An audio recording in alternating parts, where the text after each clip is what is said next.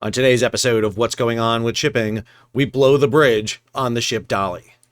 I'm your host, Sal Mercogliano, and remember, here at What's Going On with Shipping, if you work hard, you'll be treated well. And if you don't get that reference, you really need to go rewatch Bridge on the River Kwai. So, they have blown the bridge sitting on the port bow of the motor vessel Dali. And for that explosion, we're going to go over to our good friend of the channel, Captain Andy Jones, the Minorcan Mullet himself, with the countdown.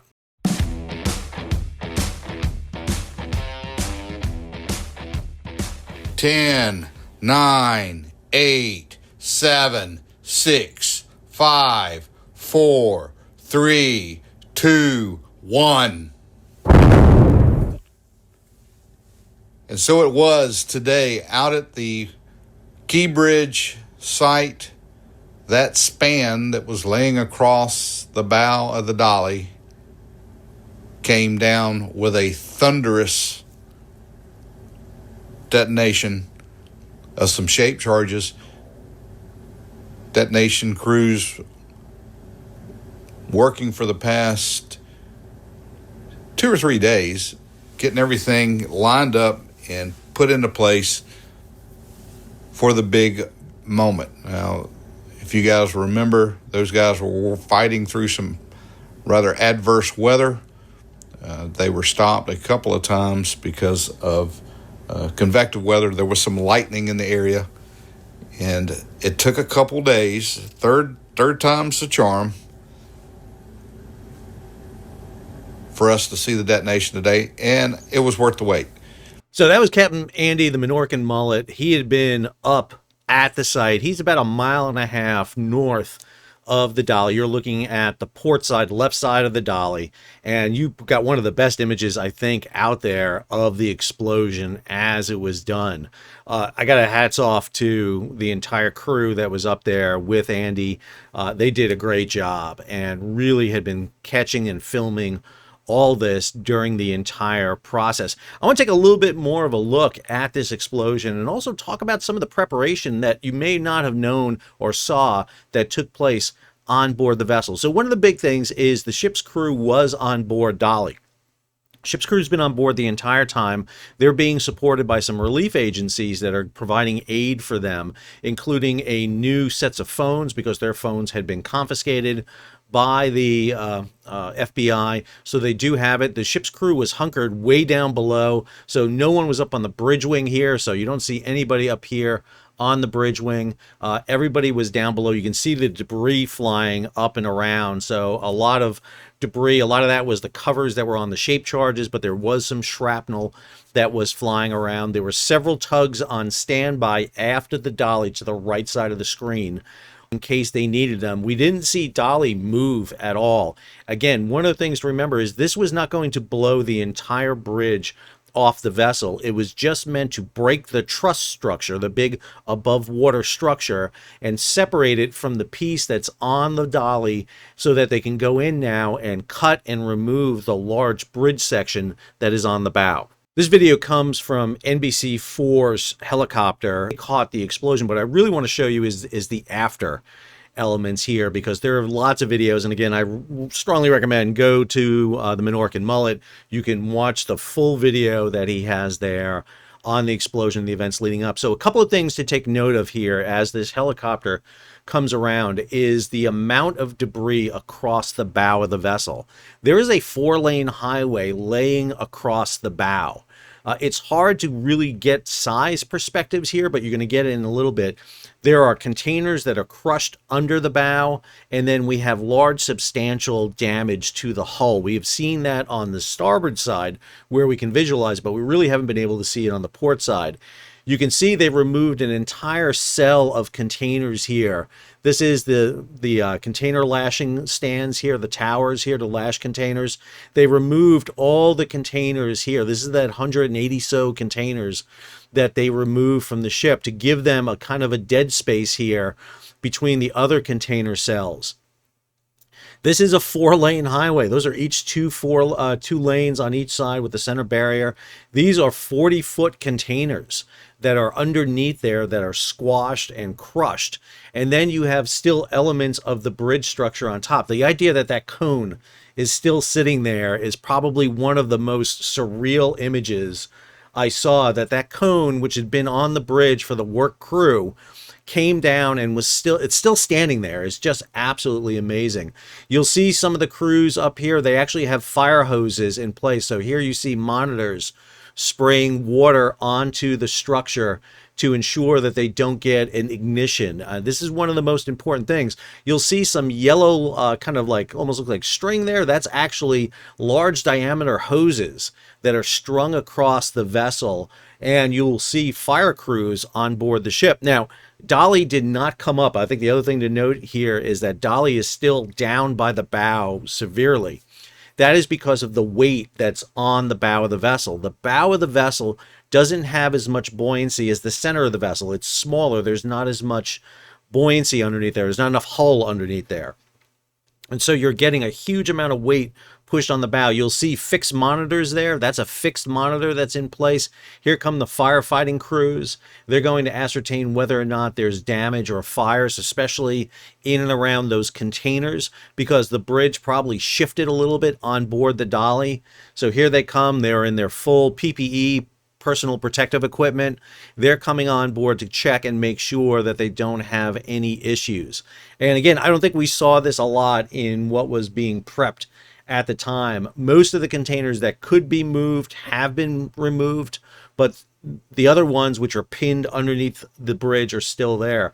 What we can expect to see over the next 2 days is crews come in and start removing that bridge section. They need to get that weight off the bow of the vessel so that they can refloat the bow. When you look at images of Dali, she is down by the bow, her stern is up. She's also up hard up against this structure. This is the pillar structure that the bridge was standing on. Remember, what this ship basically did was knock out one of the main pillars, supports for the ship, and the bridge fell on top of it. And so the amount of weight and damage on the ship is substantial. It's probably going to take several days. Notice that they have mooring lines affixed to that dolphin. This is one of the dolphins that was in place prior to the disaster taking place. So they have the ship tied in, plus they have anchor legs off the stern of the vessel, and the ship's crew was on board to man the propulsion and pumps so that they can fight it. Right now, one of the things that ship's crew doing is charging those fire pumps so that they can pump water in, and you can notice those splits in the bridge structure, how clean they were and how precise those detonations took place. They have now kind of peeled that bridge in half, and now they can come in with much more manageable sections, start cutting those beams and those trusses and get them off the Dali and start removing that bridge section. Jumping over here, again, you can see the crews at work here, those fire monitors spraying some water. Again, they're worried about an ignition underneath the bridge from where the detonation took place. You're going to have some steel shrapnel that's going to go through containers, potentially igniting elements. And again, you can still see that cone sitting up there. To me, that is the most surreal element, is that cone just sitting up there. Up forward, you can see the bow of the vessel where the mooring line stands were, where the anchor is, and you can start seeing the damage being done to the port side of the vessel, the sheer cutting away of elements of the port side. And then you have the bridge section on the above there. That's off the starboard side, the right side of the vessel. Here are those firefighting crews that were on board. You wanted them close by. Notice they've got that hose draped out. They've got manifolds there so that they can pump to the monitors they have, plus hand lines in case they needed them. They want a nice buffer break area between the explosion area and the rest of the cargo. And now they're up there going to go inspect. You'll see personnel coming into view here, coming across, climbing on very unstable structures here to be able to get into the area, but they do have to ascertain. You'll see they do put up some scaffolding here so they can get up into areas to see where they're at. So they've scaffolded up, they've gotten concrete up here so they can get into those areas to see. One more time, that view of that 4-lane highway just lying across the bow of the ship. It just, again, it's really hard to put into perspective the size of the vessel. And you can see what's left of the pillar structure that's been removed largely here. That was the base on which the bridge stood upon. And you can see how much they moved the bridge. I mean, the bridge was across this area right here, and they've moved the bridge basically forward when they knocked it down. Just an incredible amount of damage that's been done. They're going to take Dali when they are able to float it and remove it. Remember, there's also a gas line that's under the bow section here. They're going to take Dali to Seagirt Terminal. They'll probably offload most of the containers of the vessel and then do a full survey of the ship for damage and whether or not the ship can sail to a dry dock either in the U.S., down in Norfolk or Philadelphia, or overseas somewhere. Just really getting the scope and scale of the damage. You'll see some lines out securing the vessel too, so the ship doesn't shift and move. So here's jumping over to marine traffic. This is the bow of Dali here. The pointy part here is the bow. They were moored to this dolphin over in this region. This line right here, this purple line right here, this is the gas line. And we think Dali's bow is right there somewhere near it. Now, this is not exact. This is a general area. They will have the exact area charted out where it is. This is it butting up against the other pillar. This is butting up against the other dolphin here on the stern side. And then when you zoom out, the channel they have open is right here on the northeastern side. So a better image here from the Army Corps of Engineers on their response plan. So first thing they wanted to do is stabilize Dali to prevent it from pivoting. They had to prevent it from moving. Next, they were going to analyze the internal bridge truss structure. That they did. They positioned cranes to remove sections of the bridge, and then they removed those cranes.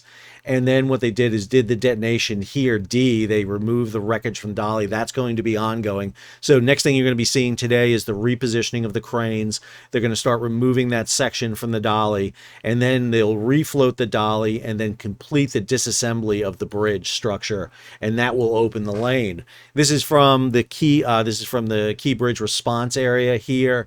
The clear area, this is the area they've cleared, this truss structure above water. They've cleared. This is where the limited channel is. They're still in the progress of getting the bridge that's on the bottom up. This is why you only have 35 feet, not the full 50 feet. They've now blown this section, this truss section right here. They have blown, and they're going to be in the process of removing that and then remove Dali. And then they can work on clearing the entire channel and getting back to their full 50-foot draft. I think it was a phenomenal job done by the Army Corps of Engineers, Navy Soup Salvage, the U.S. Coast Guard, Resolve Marine, Don John, the Maryland Department of Transportation, the crew of the vessel, everybody involved, and hats off to Captain Andy and the Minorcan Navy for being there and filming this. I think, again, this took place on March 26th, and here we sit on May 14th, so we're less than 2 months from when this event took place, and you've already gotten most of the ships that were trapped in Baltimore out. The only ones that are stuck are the deep draft coal carriers. We've had the resumption of some trade in and out of Baltimore, but now what we're seeing is probably by about the 2-month mark, we should have most of the port of Baltimore accessible, and I think that's an amazing achievement. The mayor came out and said there's already plans to be bringing ships in. Cargo is booked to start coming into Baltimore starting in June. And so the question will be is there long-term damage to the port of Baltimore by cargo being diverted to other ports and not coming back? And then longer term than that is there an assessment being done in every port around the United States for potential disasters like this so it doesn't happen again? Are the ports doing it? Is it the U.S. Maritime Administration, which should be overseeing federal entities like this? Is it the Coast Guard? Is it the Army Corps of Engineers? Is it a joint operation? There needs to be assessments being done in every major port around the United States to highlight dangers and mitigate this from happening again. I want to thank Capt. Andy and the Minorcan Navy for doing this. Please go over to the Minorcan Mullet's channel. I'll have the link in the show notes. You can watch the full video there along with all his other broadcasts he did. He did a fantastic job with that, and I want to thank him for allowing me to use his video here along with NBC4 to be able to show you what was going on there. Hey, thanks for watching today, and if you can, hey, subscribe and like the channel. Not just my channel, but head on over to Minorcan Mullet and go subscribe and like to his channel. Hit the bell so you'll be alerted about new videos as they come out.